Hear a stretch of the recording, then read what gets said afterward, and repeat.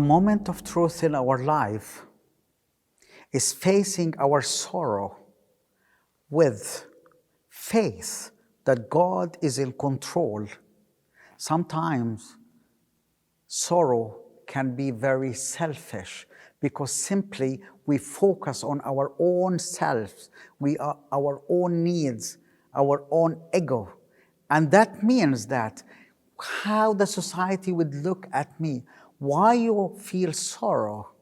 Sometimes sorrow is an expression of the self-centerism. Sorrow can be very selfish.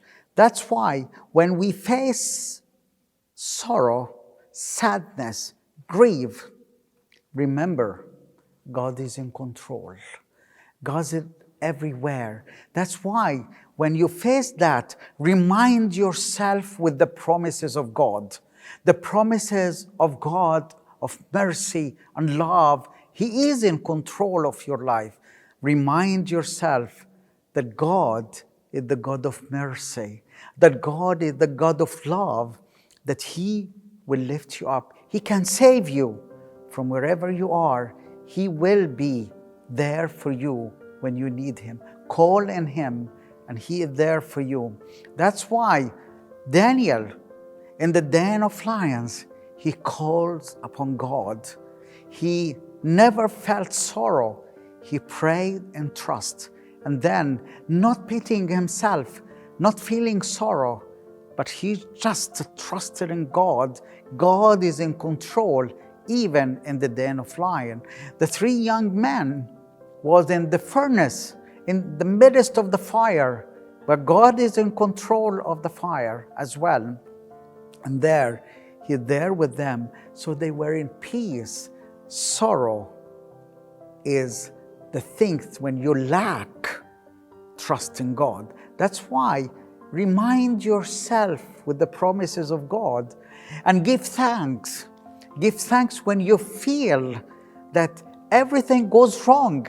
Remind yourself that the little thing that you have is a gift of God for you. Don't look at what you lack, what you don't have. Look at what you really have. You will feel joyful. Give thanks and give thanks to everything that you have. Refuse to give yourself to the despair. We are not creating to feel despair. We are not creating for weakness. We are the people of God.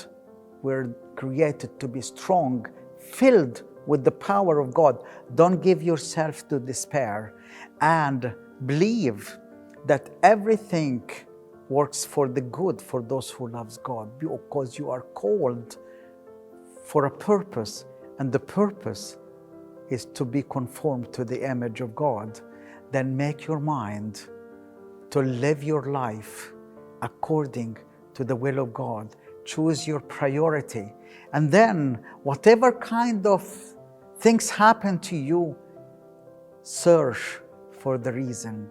Maybe sometimes pain comes to you, problems come to you as unwanted guests, but carries a reason, carrying a message.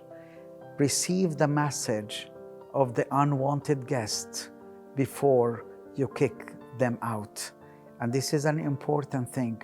Pain and suffering, affliction, diseases, disasters, whatever kind of things, is unwanted guests, but they carry a message for you.